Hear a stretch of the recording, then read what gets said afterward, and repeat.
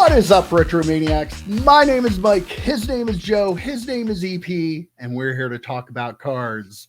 This week, we're going to talk about sports card content creation, something that either we know a little bit about or we know nothing about, depending on who's giving their opinion.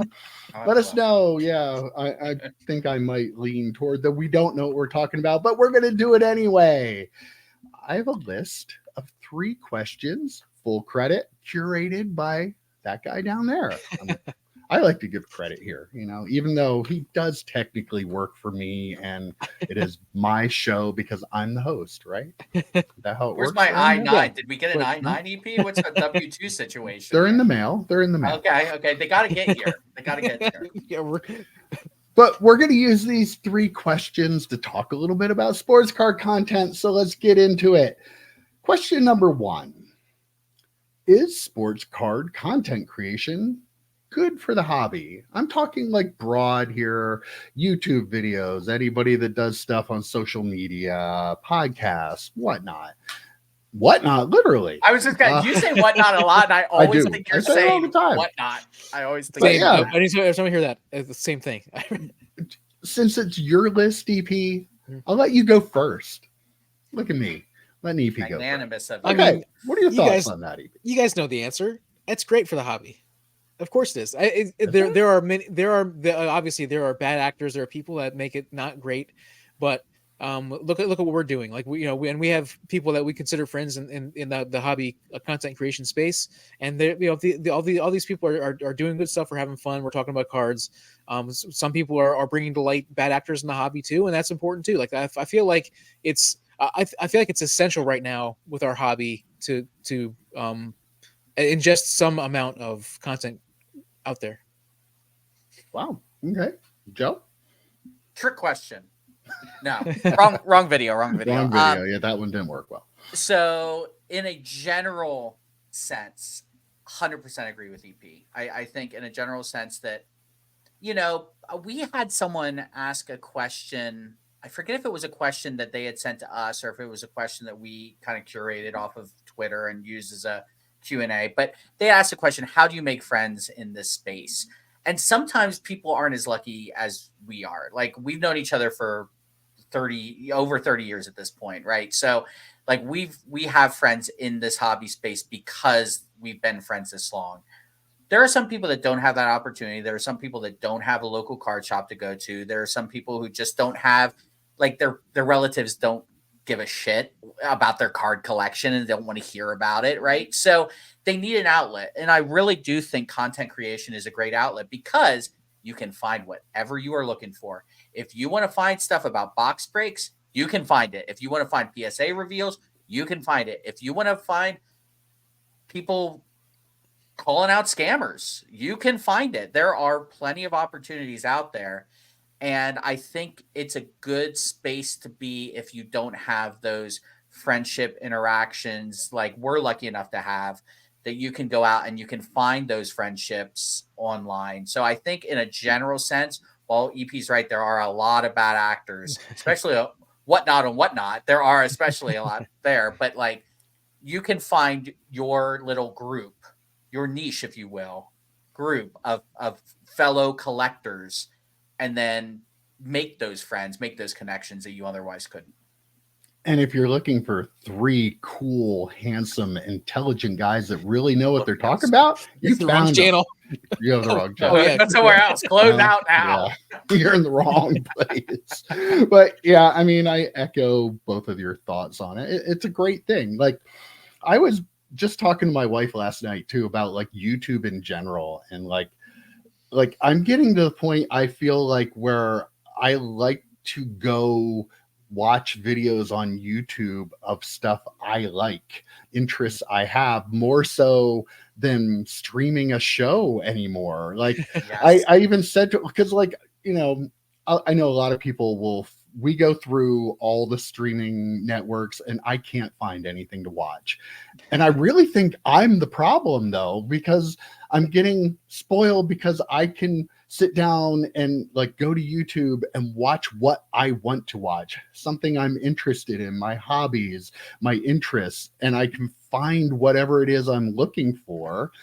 And then when I have to sit down and try to pick a show, like 90% of content being made for like streaming networks is like crime stuff nowadays because it's cheap and easy to make. And it's like, I just don't have the interest. But like YouTube offers you, if you're into cards, like you said, you can find whatever you want to. You can, if you like the reveal videos, you can watch those. If you like watching people like us, you can watch us. And like, you kind of feel like a connection to the people, right? Like you never met these people before, but you're watching like Elite Co 3. We watch a lot of his graded card reveals. Like, I feel like I got to know it's him. appointment television for me when I see I those. don't know him. I've never met him in my life. I'd love to meet Nolan, but like, I feel like I know him, and it's like there's something different about that, and I think it's really cool.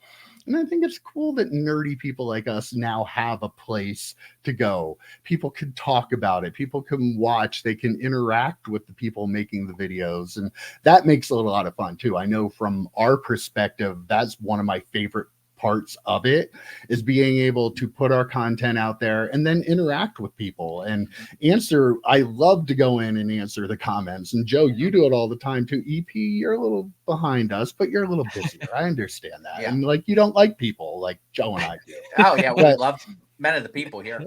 But yeah, I mean, I don't, it's definitely a good thing. Go ahead, Heath. Go ahead, Heath. I was just gonna say the thing about watching a movie or a TV show is there's a lot of content out there as far as that, like entertainment, and I feel like there's a decent chance you're going to be disappointed or at least nonplussed by whatever you're watching.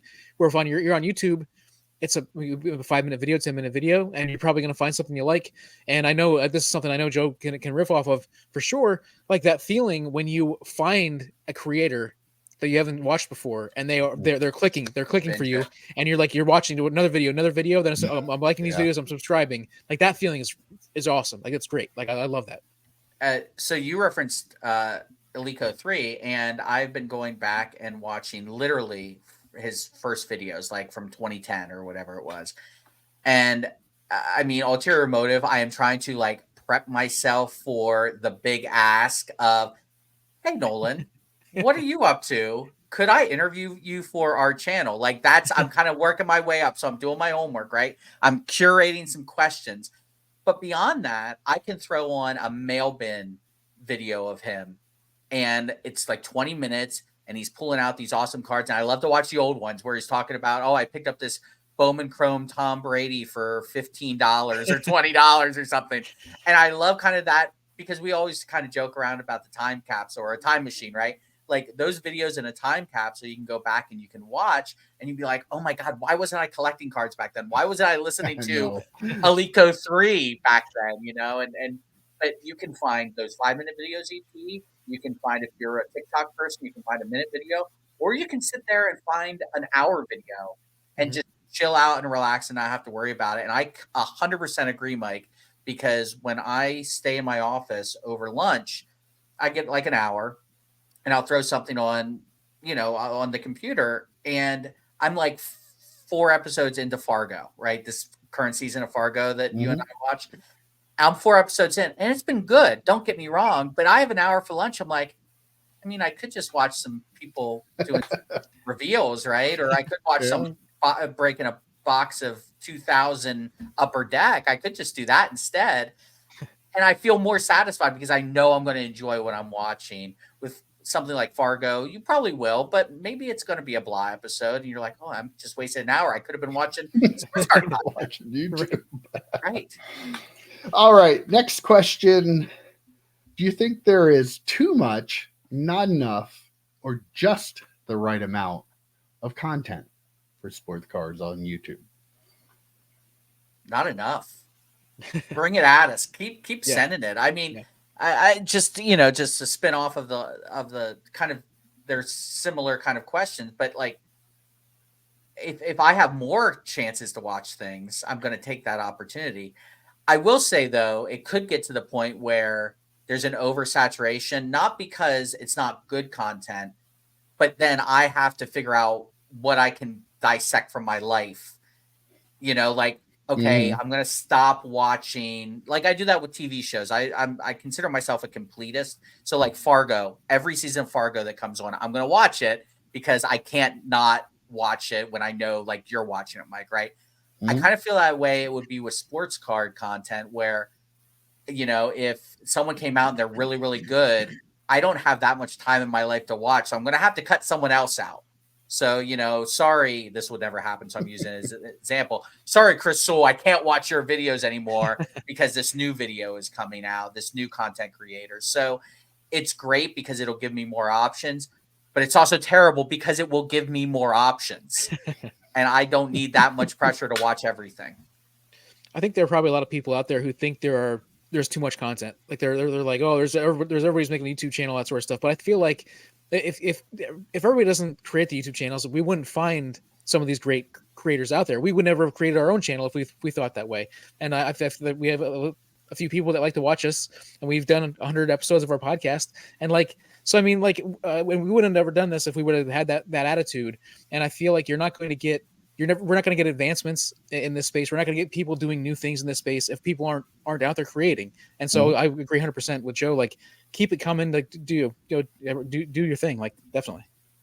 I agree too. And like, people are allowed to have a voice. Like, if you want to start up a YouTube channel and make some content, do it. Like that. Why not have a voice? Maybe people watch, maybe people won't. You know, we never expected to have 1,000 subscribers. We say that all the time, but we're not like being facetious when we're saying that. We honestly are shocked by that. But like, if people don't like your content, they won't watch. I'm sure there are a lot of people that don't like us and come across our videos and go, not those guys. And I'm fine. Move on. Yeah. It's fine. Like, that's fine. Like, that's what's cool about this, though. You have the more people that do it, the more options people have. And maybe you'll find somebody that has a very similar interest to you and you'll be really into their videos. And maybe they have 10 subscribers. It doesn't matter. If you like it, you like it. It's entertainment to you. If you like what somebody's saying, if, you know, somebody's putting on an act and like doing whatever and staging things, maybe that's what you like and you'll watch it and you'll flock maybe like to guys it. in bathrobes with whiteboards. Maybe that's your jam, maybe man. They're doing their Stephen Colbert impression. I don't know, but like, it's watch what you like. That's the cool thing. The more people that are creating content and throwing it out there, the more that is available for you to find what you like. And that can't be a bad thing to me. More chances for all of us to connect to the people that we need to connect with. You know what I mean? Like, that's the bottom line. Yeah. And I think it's beyond just not a bad thing. I think, and I'm going to screw up this word because I've had a beer, but the democratization of, I got it pretty close, of the hobby. It was pretty close. Because here's the thing. You don't want, as much as the great curator might want you to have gatekeepers and keep certain people out of the hobby and influencing people and this and that, being able to have as many voices out there, specifically to that type of content, the sports card radios of the world, the Dan the Cardmans of the world, like, that's a good thing for the hobby. You don't have to watch it if you don't agree, if you don't want to hear anything negative, or if you don't like PSA, you don't want to watch PSA reveals. Whistle and walk on past. You know, like you don't need to stop and watch what you don't want to watch. So there are options for you. So yeah, to the original question, bring it on. Bring on all sorts of content, because I guarantee you, if you don't like these type of shows and you just like reveals, you're going to find those. If you don't like these type of shows, or if you don't like reveals, you're going to find box breaks. And the more and more people get into it, maybe you like the Colbert Act that certain content creators, and have fun with it. Watch those. You know, there's always going to be something out there for you to chew on. And the great part about it is YouTube will find what you like for you. Right. Like, that's how their algorithm works. Like, a lot of people, I watch a lot of those videos and stuff about learning about it, because people are like, well, how do I get the algorithm? YouTube doesn't work from our side. Like, we can't create something to make YouTube's algorithm shoot us out to everybody.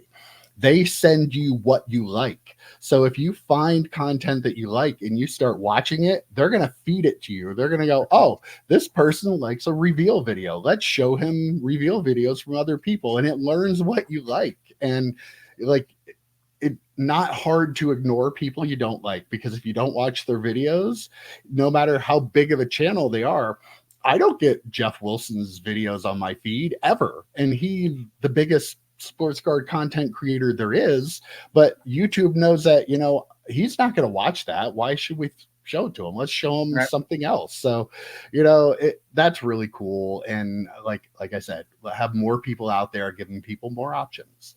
Mm-hmm. Final question. This is a good one, EP. What do you think content creation on YouTube is going to look like in 2 years? I hope it looks amazing. Like, I hope it looks way better than it does now. I hope that there are more people out there like us that create a channel and has a bunch of friends and just do whatever. But I also feel like possibly there will be fewer people out there. I think there are a lot of people that got in during the boom that maybe got in. Maybe they weren't. Maybe they aren't as hardcore collectors like we are, and maybe they won't be around. But I feel like maybe they'll be replaced by other people. Maybe it'll be 50-50, the same number of people, but we'll get more people like us out there, and less people that were just in it for investments and trying to turn it into money. And we've seen that a little bit. There are certain what was a Brad the Comeback, whatever, I forget his handle, but like he was a big channel for a hot minute, and then he realized, I'm not as good at this as I thought I was, and he dropped off. There are other people who get called out by certain hobby watchdogs. They fall by the wayside. The people who stick are the ones that I'm glad stuck. Some people don't like chasing cardboard and tie and those type of videos. He went through his little bit of a hiccup and he's stuck. And because from watching his videos, it wasn't just I got in this for the boom. I got in this to make money. Folks like Chris Sewell they got in right before the boom started, right around the time the boom started, but I don't see him going anywhere. Alico 3's been around forever. So Sports Card Radio been around forever, maybe not in this specific space, but they have been around for a while.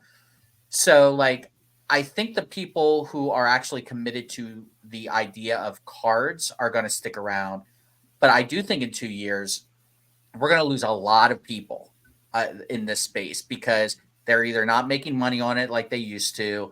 Maybe they don't feel like they can make money on sending cards to PSA, so they can't do reveals like they used to. Maybe they can't afford to do box breaks because things are so expensive, so maybe they're dropping off. And maybe it'll kind of curate our content a little bit, and there will be more people who are collector based than doing these different hobby boom things that they've been doing over the last couple of years. Yeah, I agree with you guys. I think the boom type investment stuff is what you'll see less and less of. I think a lot of the bigger content creators will still be around. Maybe Dustin won't because he burned out and he finally got to the point where he's pulling his own hair out. I can't do 7 videos. I don't know. Yeah. Or maybe he'll be doing 3 a day by then. I don't know how he does one stranger video per day. 7 days a week. But crazy how much he can put out there. But I think it is remember that PSA card collector? I think he is back now, but he was gone for a long time. But his videos are different now than what they were, I think, before he left too. So that kind of content, the get rich quick kind of I'm brilliant, I'll show you how to make money content, I think you'll see less and less in that because, that part of the hobby is done, whether you want to believe it or not, that boom's over with. That doesn't mean everything's going to zero and everybody's collections are worthless. It just means that you need to actually maybe understand what you're doing a little more if you're doing this to make money. And there will be some people out there that are good at it that can give you good advice about it. I say this all the time. You didn't have to be smart to be able to make money selling cards during the COVID boom. Anybody could take a raw card and send it into PSA, and you only had to get a PSA 8 on a lot of stuff back then to be able to make money on it.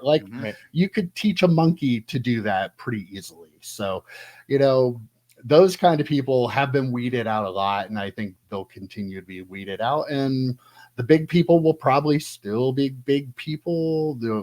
Maybe we'll be around. Maybe we won't. I don't know. I have no plans to go anywhere, but I'm an old guy. I could be gone any day now, right? It's true. So we have to get all your passwords to like yeah, the the StreamYard and all and have that. the We have to coin get the flip of password for who's that. going to take over hosting and who's going to do all the editing and all that stuff. But We'll pay someone. EP. We'll pay. Yeah. someone. Okay. Yeah. Please.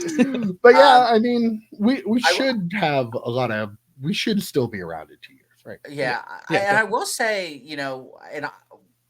I think we're all in agreement. At least you and I are, Mike. That PSA collector guy, whatever he was actually in it way before the boom too. So like, he did videos before the boom, and then he stopped during like kind of at that weird point where you wouldn't think people would stop making content, and he stopped, and he is back. He was just gone one day. He was just gone one day, right? So it's kind of weird to see that happen, but I think people are going to, at a certain point, people are going to eventually drop off because they're not making the money they thought they could make anymore. Absolutely. And also all their tactics and their ideas and the thoughts, like they have to completely change that process. And so everything they've said on their channel maybe doesn't add up anymore. Yeah, you can't go back and watch many videos from 2020 and have it be good advice now. Right. They are not evergreen videos. No. All right, guys. Well, that was a fun little discussion, and here's to hopefully being around in 2 years. And other than that, I've got nothing else. So see you next week, guys. See you, boys. See ya.